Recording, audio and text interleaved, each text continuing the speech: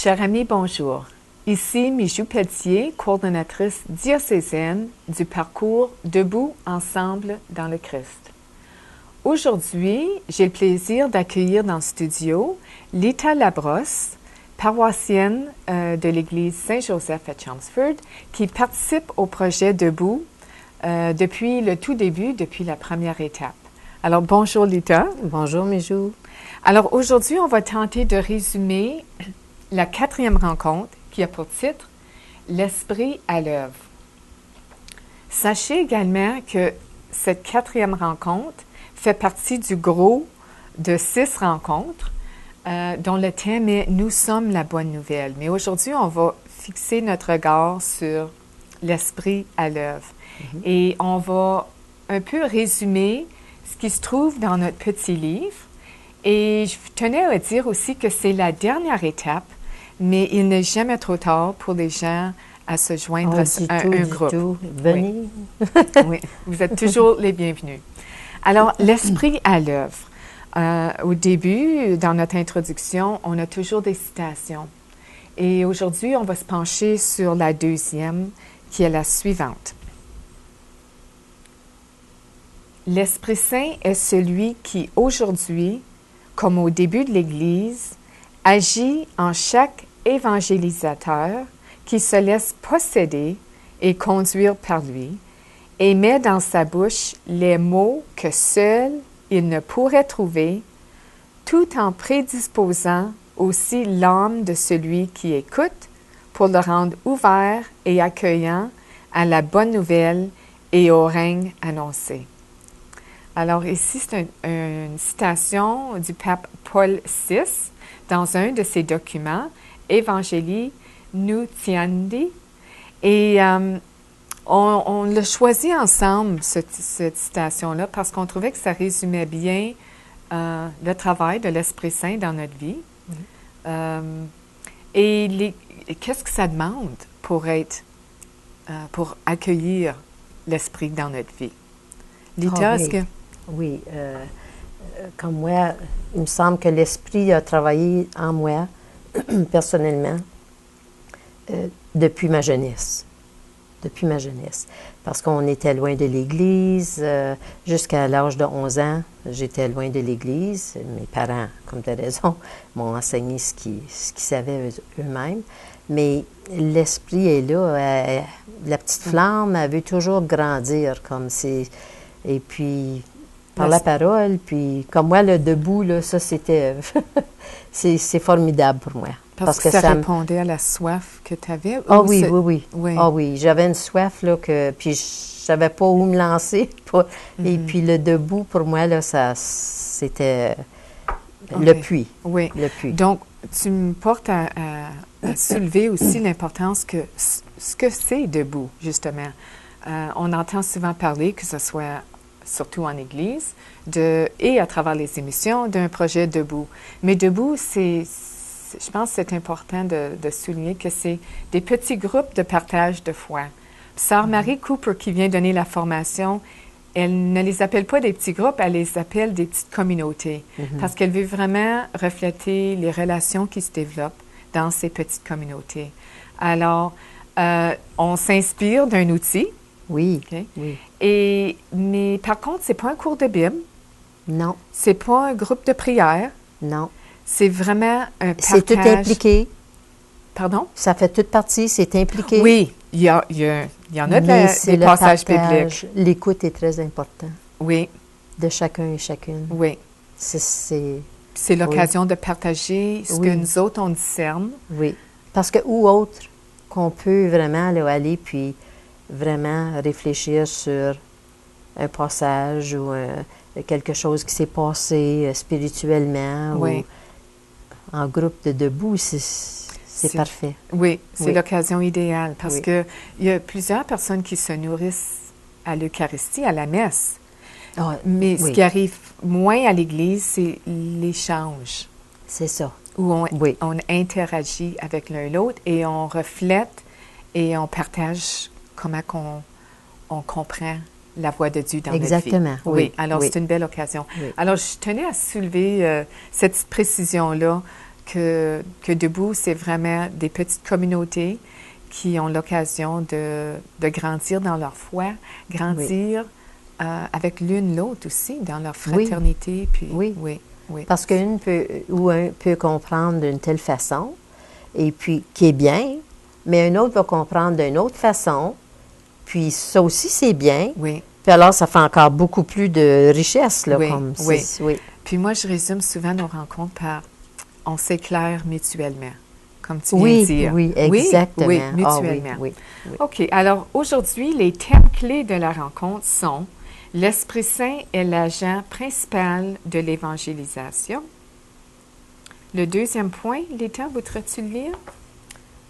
À travers nous, l'Esprit Saint travaille à toucher les cœurs et les esprits d'autres personnes. Le troisième thème clé, c'est nous écoutons les suggestions intérieures de l'Esprit Saint. Et ici, je tiens à dire que j'ai une grande amie qui disait souvent « Oh, l'Esprit Saint me donne tellement des bonnes idées. » Alors, c'est des inspirations. Puis le dernier point. Nous prions pour que l'Esprit Saint nous guide. OK. Alors, on va tenter de résumer le contenu. Et tantôt, j'ai bien dit que ce n'est pas un cours de Bible. Par contre, au cœur de nos rencontres, c'est le passage biblique. Mais avant de voir ce que Dieu a à nous dire, pour nous amener à réfléchir au message de fond, il y a toujours une mise en situation. Mais avant de faire ça, on va faire une petite prière à l'Esprit Saint. Alors, Lita, je t'inviterai à lire la prière qui se trouve un peu plus loin, à la page 56. C'est bien. Viens, Esprit Saint, au cœur de cette émission, remplis le cœur de tes fidèles et allume en nous le feu de ton amour. Envoie ton esprit et nous serons créés, et tu renouvelleras la face de la terre. Esprit Saint, nous avons besoin de toi. Viens en nous et renouvelle-nous. Rends-nous attentifs à tes inspirations. Aide-nous à répondre à tes invitations. Que le don de ta sagesse nous amène à voir que les véritables signes de ta présence sont l'amour, la générosité, la fidélité, la douceur et la maîtrise de soi. Viens, Esprit Saint, renouvelle-nous. Amen. Amen. Alors, l'Esprit à l'œuvre. Après la prière d'ouverture, les gens de nos petites communautés, nos petits groupes de partage de foi, sont invités à réfléchir sur la semaine précédente parce que on ne veut pas juste écouter la parole de Dieu et partager ce qu'elle nous dit, mais ça nous appelle à quoi? Ça nous invite à agir. À agir, c'est oui. ça. Oui. Donc, la semaine précédente, le thème était Allez, pardon, allez et faites des disciples. Alors, à ce moment-ci, les gens sont invités. Je ne sais pas s'il y avait quelque chose que tu voulais partager à ce point-ci ou si tu es prête à aller à notre mise en situation. Bien, allez, faites des disciples. Je veux être une disciple, moi. Je veux pas que ma foi reste là. Je veux la répandre. Parce que à travers de Debout, on partage beaucoup, mais on voudrait qu'on soit de plus grosses communautés ou peut-être plusieurs plus petites communautés. On aimerait que, disons, se répandre. Oui, comme on veut que ça se multiplie, c'est ça. Oui. Et puis, être disciple, c'est aussi de partager ce qu'on croit, à travers de la parole, ce qu'on vit aussi. Oui. Donc, c'est pas juste question d'aller faire des disciples de d'autres, mais c'est de devenir plus solide comme disciple. Oui. OK, c'est bien. Alors, aujourd'hui, partageons notre histoire. Reflète une personne qui décide pour le temps de l'Avent, pour les 4 semaines, d'aller à la messe à tous les jours. Et un peu comme plusieurs personnes vont faire pour Carême, elle a décidé de le faire pour l'Avent. Et lorsqu'elle était à l'église, il y avait un couple qu'elle n'avait jamais croisés, qui étaient là assez fidèlement aussi. Puis, à chaque fois qu'elle les voyait, elle disait, « Oh mon Dieu, j'ai donc le goût d'aller les rencontrer, puis me présenter, puis leur souhaiter même la bienvenue. » Puis, finalement, un bon dimanche, le couple était assis derrière elle, puis elle a eu l'occasion de juste les saluer. Et lorsqu'est venu le temps de...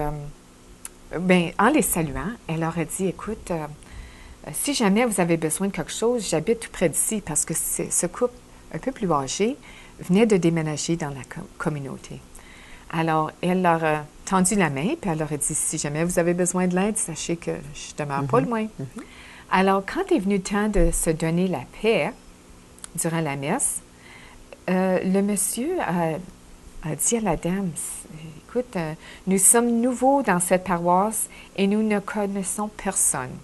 Nos enfants vivent tous à l'extérieur de la ville et j'ai prié pour rencontrer quelqu'un qui habite près de chez nous, une personne que ma femme pourrait appeler si jamais il m'arriverait quelque chose au milieu de la nuit. » Alors, autant qu'elle se sentait appelée à rencontrer ce couple-là, à leur tendre la main, elle a aussi répondu à un besoin du couple. Prière. Oui, à une prière. Oui. Oui.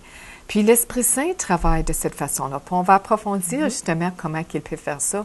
Puis sans doute, Lita, dans ta vie, il y a eu des moments où tu as été inspirée, ou quelqu'un a été inspiré de t'approcher. Tu sais. Moi, je peux même penser à une situation où, à un moment donné, je tenais à aller m'asseoir à une place ailleurs à l'église pour justement parler à une dame de mon groupe de debout. Je sentais que j'avais besoin d'y demander pardon. Mais tout s'en est mêlé parce qu'il y avait une dame assise juste derrière moi avec ses 2 enfants. Puis elle vivait des gros défis. Je ne la connaissais pas du tout. Mais suite à la messe, lorsqu'on sortait, je me suis tournée, puis je me suis présentée, puis j'ai essayé de la rassurer que son enfant était bien correct, puis bien normal, puis que moi aussi, j'avais eu des épreuves en élevant mes enfants. Donc, tout ça pour dire que je crois que l'Esprit Saint m'a non seulement inspirée à la rencontrer, comme je disais, je tenais à aller rencontrer une autre dame, mais là où j'étais, c'est l'Esprit Saint qui m'a envoyé là. Puis, j'ai pas oublié son nom. Pas oublié son nom, puis surtout le nom de ses enfants. Sans doute, oui. Alors, on va continuer parce qu'on va avoir d'autres occasions pour partager sans doute comment que l'Esprit Saint a travaillé dans notre vie. Suite à cette situation-là, on a 2-3 pages de réflexion. Dans ce cas-ci, c'est juste 1 page et demie de réflexion pour nous aider à voir comment que l'Esprit travaille de façon parfois mystérieuse. Il y a une citation ici de Thomas Merton que je tenais à soulever. Thomas Merton a décrit le mouvement de l'esprit comme une impulsion douce, forte, délicate, pure, qui semblait me souffler cette conviction ferme, intime, grandissante de ce que je devais faire. Et souvent, on est poussé, puis on se demande, il y a des fois, OK, bon, ben, pourquoi que j'ai la tendance de vouloir faire ça? Mais il y a souvent, là, Oui. Je pense que l'esprit, là, il travaille, puis il nous envoie dans la bonne direction. Oui. Je peux penser à une autre situation où j'avais un malaise de parler à un couple et l'Esprit Saint a mis les bonnes paroles dans ma bouche. Donc, encore une fois. À cette même page, on a d'autres textes ici. Est-ce qu'il y avait des choses que tu tenais à soulever pour nous aider à mieux saisir que l'Esprit est à l'œuvre dans nos vies? C'est d'être à l'écoute. Être à l'écoute de même quelque chose de personnel, OK? Pour savoir si l'Esprit qu'est-ce que l'Esprit essaie de me dire. Si c'est pour quelqu'un d'autre, j'ai une conversation au téléphone avec une telle personne ou quelqu'un que je rencontre, peut-être même des personnes dans ma classe. Et puis, s'il y a quelque chose qui arrive, je peux peut-être insérer quelque chose. Avant de commencer ma journée de coutume, je fais une prière à l'Esprit Saint pour qu'il m'éclaire pour ma journée. Et puis que je suis sa servante. Oui, OK. Ouverte oui. À tous les besoins qui peuvent être soulevés. Alors ici, moi, ce qui m'avait frappé un peu, c'est discerner le mouvement de l'esprit. Des fois, ça peut peut-être pas inné, mais on peut l'apprendre. Puis au cours des 4 dernières étapes de Debout, je pense qu'on a appris à discerner. Quand on regarde à la définition du mot discernement, ça vient du mot latin qui signifie tamiser. Puis moi, ce qui me vient à l'idée, c'est tamiser les lumières, ajuster les lumières pour la situation. Quand on dit le mot tamiser, ça veut dire... La farine. On raffine. On raffine, oui, pour la situation, Raffiner, pour les ingrédients, pour la recette. Oui. D'accord. Alors, mais le discernement implique la prière qu'on fait dans Debout, la réflexion, on réfléchit beaucoup, des temps de silence. Ça, c'est peut-être un peu plus difficile dans nos petits groupes de partage, de prendre le temps de juste être en silence. Oui. Mais c'est donc important. Oui, définitivement. Oui, parce que il faut qu'on prenne le temps d'être. Puis en groupe, c'est encore plus important parce que là, en groupe, on est unis, là, comme si quelqu'un prie, mais s'il y a quelqu'un d'autre qui rajoute, c'est comme une petite grappe de raisin encore, là. Oui. Puis tantôt, tu as mentionné écoute. Puis, je crois que c'est important aussi, dans ce temps de silence, qu'on écoute la voix de Dieu, mais étant consciente des autres personnes, des fois, il y a un petit malaise, mais de vraiment... Oui. Puis, c'est comme on dit, c'est pas une habileté qui est innée, mais ça s'apprend. Ça s'apprend, exactement. Puis là, on est rendu à la dernière étape de Debout. La dernière pour Debout, pour cette ressource, mais on sait que... Il faut rester debout. Oui, il faut rester debout. Puis une des manières... dans le Christ, oui. Oui, une des manières qu'on va rester debout, c'est on va proposer d'autres outils. Oui, quitte à même prendre l'Évangile de chaque dimanche pour le réfléchir puis le prier avant d'aller célébrer la messe. Alors, ils disent aussi qu'une bonne méthode pour discerner, c'est de se poser une question. Seigneur, qu'est-ce que tu me demandes? Qu'est-ce que tu me demandes? Puis, c'est un peu ta prière du matin, Nita, je crois. Qu'est-ce que tu me demandes aujourd'hui? Puis, donne-moi les grâces. Puis parce que je trouve qu'aujourd'hui, la vie, c'est vite. Oui. C'est vite. On est partout en même temps. Comme moi, je fais beaucoup de bénévolat. J'ai ma classe le mercredi.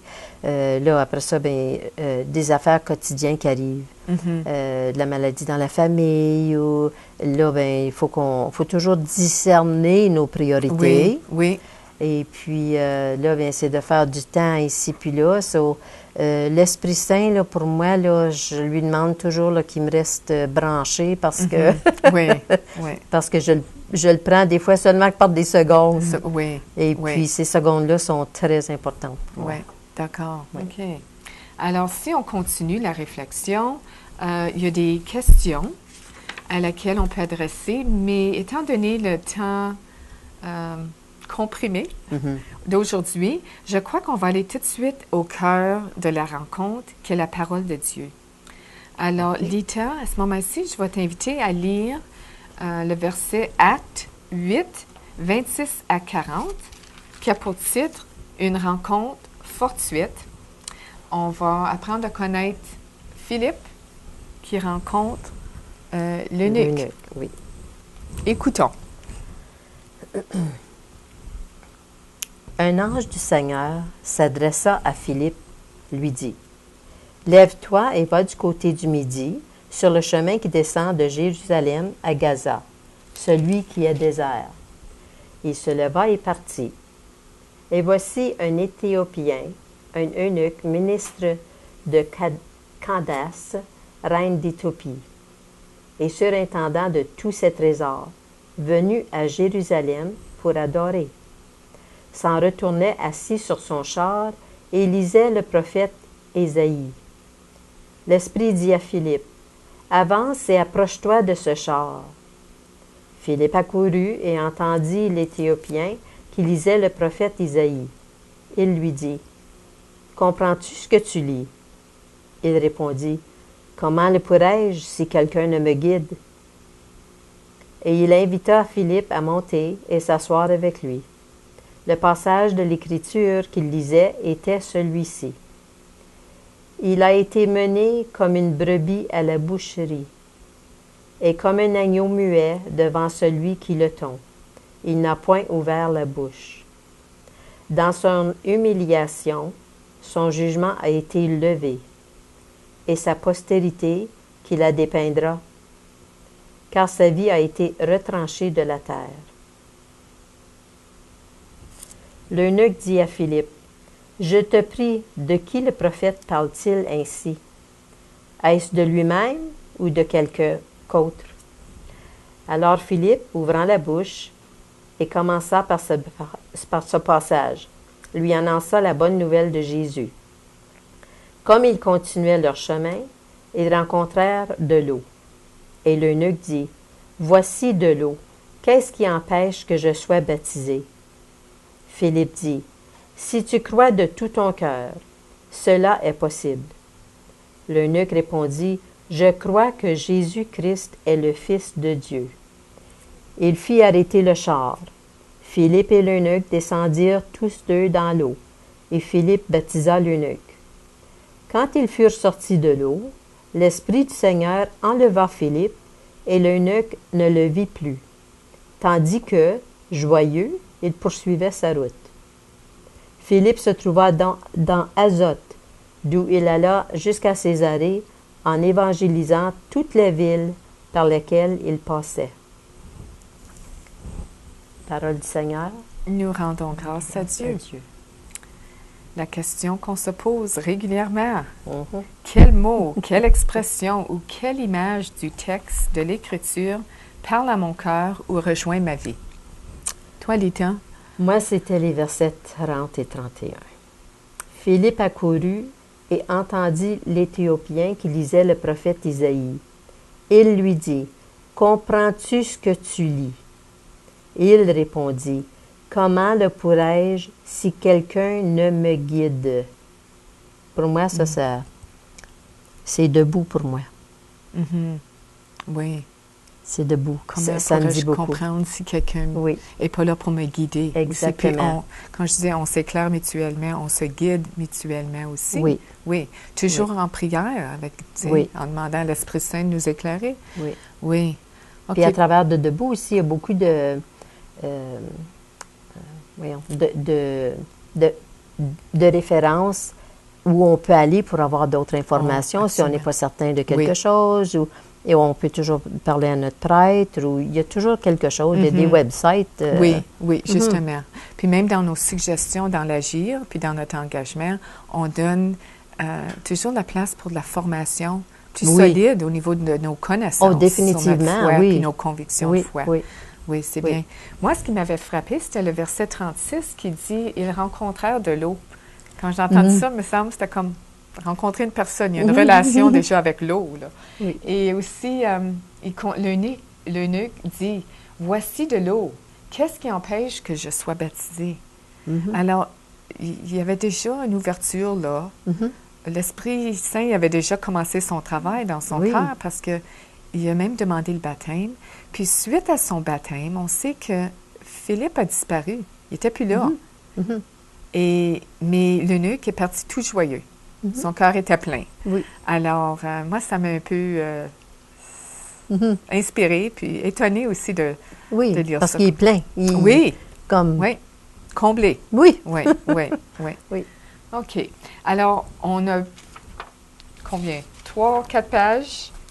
4 pages au moins de réflexion qui nous aident à comprendre le message de fond de ce texte. Parce qu'au début, quand je lisais ça, je disais Philippe, l'eunuque, l'Éthiopien, que ça mange en hiver, tout ça. Oui. Oui, mais quand j'ai vu les questions puis la soif de l'eunuque, j'ai compris l'importance de ce passage-là. Mais là, c'est de faire le lien entre ce passage, puis ma vie aussi, et puis qu'est-ce que Dieu me dit dans ce passage-là. Alors, les réflexions ici nous aident à mieux saisir. Alors, Lita, il nous reste peu de temps, mais est-ce qu'il y a une phrase qui résume un peu, d'après toi, le texte de la parole qu'on vient d'écouter? Oui, moi, il nous suffit d'être sensible à l'impulsion de l'Esprit, non seulement dans notre propre vie, mais aussi dans la vie des autres. Oui, c'est bien, c'est bien. Oui, ça résume très bien. On n'a pas le temps aujourd'hui de rentrer dans les questions qui nous sont suggérées. Sachez qu'après avoir partagé autour des questions et le texte, on est invité à s'engager pour la semaine suite à ce que Dieu nous dit. Oui. On a plusieurs suggestions, puis tu as mentionné même la formation au niveau de, comme dans ce cas-ci, on suggère de lire l'exhortation apostolique du pape Jean-Paul II. Mais on a plein d'autres suggestions. Oh, tenez un journal spirituel. Quand j'ai lu ça, là, j'ai dit, mon doux Seigneur, j'ai jamais pensé à ça. Oui. Puis vraiment, comme j'ai pas vraiment un journal spirituel, mais j'ai un livre à la maison que j'ai beaucoup de choses qui m'ont resté puis qui m'ont aidé parce que j'ai aidé mes petits-enfants à leur sacrement de première communion, confirmation.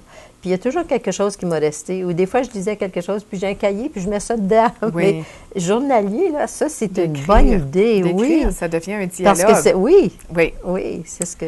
C'est bien. Alors, sur cette note, on a une prière de conclusion. Et je te demanderai, Lita, de la lire. Puis la prière de conclusion, on a pris la prière d'introduction qui est à la page 47. Alors, Lita? OK. Dieu de bonté, que ton esprit nous guide dans chacune de nos pensées, paroles et actions. Instille en nous le courage de suivre parfaitement les inspirations de l'esprit où qu'ils nous conduisent. Nous te le demandons par Jésus le Christ, notre Seigneur. Amen. Amen. Un grand merci, Lita, d'avoir été ça m'a fait aujourd'hui. beaucoup plaisir. Pour le temps que tu as mis pour te préparer, notre première rencontre. Merci pour ton témoignage de vie, de foi que tu de rien du tout, ça me fait partages plaisir. généreusement avec nous. Et à vous, chers téléspectateurs, merci d'avoir été des nôtres.